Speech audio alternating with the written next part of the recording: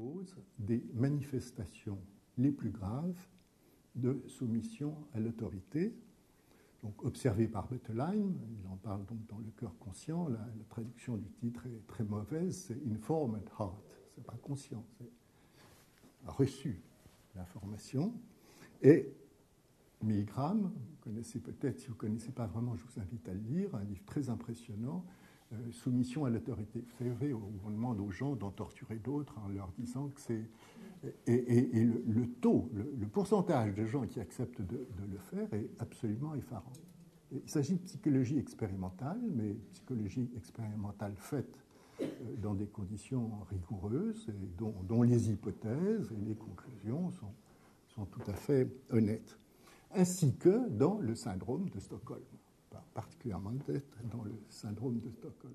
Bon. Parce que, effectivement, lorsqu'il y a recours à un processus réellement symbolique, c'est qu'il y a un forçage que d'ailleurs les patients et les patientes en particulier expriment tout le temps, justement par rapport à l'enclave, et d'une façon très directe. Il faut forcer la porte, et dans les rêves, et dans la réalité. Hein? Donc on pourrait dire qu'à travers les oublis de clés à l'intérieur, à l'extérieur, forcer la porte, mettre la clé à l'extérieur, retrouver la cave, mais cacher le pass dans la voiture pour essayer... Et tous ces processus-là, dans la réalité, indiquent les chemins de travers pour pouvoir remplir ce que je pense, moi, justement, la fonction signifiante, intégrer le temps dans l'espace à 4 dimensions. C'est ça que je veux dire. Fonction signifiante ne suffit pas, puisqu'on peut tout à fait métaphoriser dans un temps infini. Donc, je dirais que par ce passage, au fond, théorisé autrement par Abraham, je peux reprendre pas le concept vraiment de symbole, parce qu'il me gêne un peu, parce que c'est toujours abstrait et symbolique, justement abstrait, alors qu'il s'agit d'une organisation inconsciente du réel. Qui sont dans des extrêmes, et je crois que justement, j'ai entendu moi quelque chose qui tourne tout le temps autour de zones multiples, et ces photos sont justement des propos sur ce qui apparaît, mais d'une manière zonique ou zonée, voilà, ou zonard, voilà. Alors, pour illustrer ce propos qui va être très rapide, j'ai pensé il y a un poème de Apollinaire que vous connaissez tous, et qui introduit justement Alcool, donc un livre, et qui s'appelle Zone. Alors, je ne vais pas vous lire le poème en entier, mais c'est juste pour montrer la différence qu'il y a entre deux types de zonage, qui serait la zone occidentale, et puis un autre type de zonage qui serait la zone japonaise, et comment les choses ne se font pas de la même manière. Voilà. Tout ça pour faire apparaître impossible quelque chose, peut-être une partie d'individuation, puis rien n'est jamais défini définitivement, justement. Et mes photos, ce qu'elles veulent dire un petit peu, c'est-à-dire qu'on capte des choses et puis après, on repart sur autre chose. C'est ça qu'on va essayer de faire en couplant Tamara, enfin ce qu'on a fait déjà ce matin, avec quelques autres qui ont travaillé autour de ces questions. Bion, pour ma part, dont l'attention à l'origine de la pensée, à l'origine du psychisme, en tant que conscience, prise de conscience à partir de ce que nous disent nos sens, me semble très fructueuse. Il s'agit de féconder et de mettre en perspective cette question du vide, d'une perception d'un vide qui, si elle n'a pu prendre sens psychique, maintient dans une enclave qui rend difficile l'accès à cette conscience de la séparation. Tamara privilégie dans son séminaire une mise en forme et une transmission de ce qu'elle a pu comprendre avec ses analysants. Elle a le souci, comme dit Bion, que la théorie, ce qu'on sait déjà, ne vienne pas obturer ce qu'on ne sait pas et qui est en train de prendre forme dans la relation analytique ou dans le séminaire.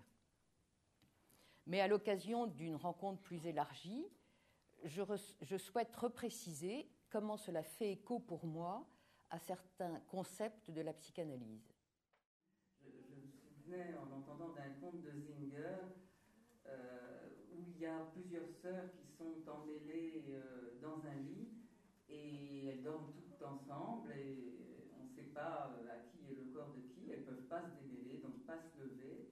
Et je me souviens que dans ce conte, il faut qu'on donne un coup de bâton sur le lit pour que certaines jambes se retirent. Donc c'est pour illustrer la douleur de l'arrachement à l'enclave.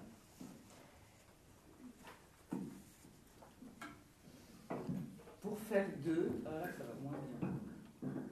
Pour faire d'eux qui ne soient pas une unité duelle au sens de l'agrippement originel dont a si bien parlé Imre Hermann, il faut pour chacun un temps à soi et un espace à soi. Ouranos, le ciel, ne laisse pas un instant de répit à Gaïa, la terre, à laquelle ils restent unis dans un coït jamais interrompu. Leurs enfants restent enclavés dans l'enceinte maternelle. Gaïa, leur mère, la terre, leur demande de mettre un terme à cette tragique situation. C'est Chronos qui va libérer la famille en châtrant son papa. Les angles liés au point de vue, par exemple, on va dire que cette table, dont on va dire qu'elle est objectivement un rectangle, chacun de nous la voit sous un angle différent et voit en fait sur sa rétine un quadrilatère différent. Il n'y a pas deux personnes qui voient la table de la même façon.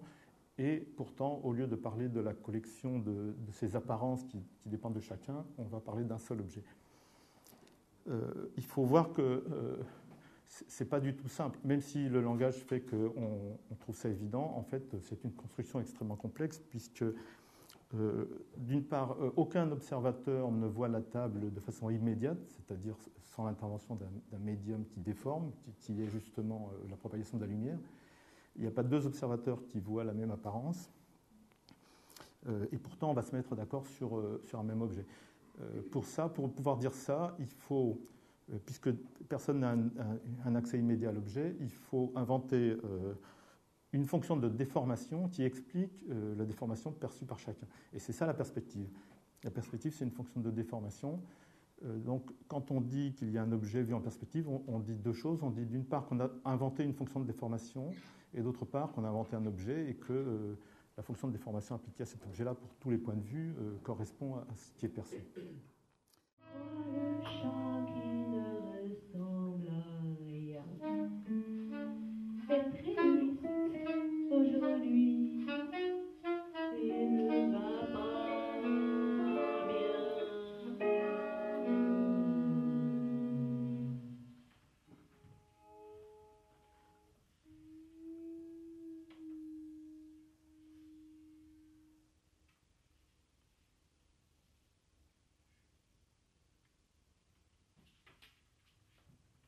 L'anémone qui régnait sur la mer.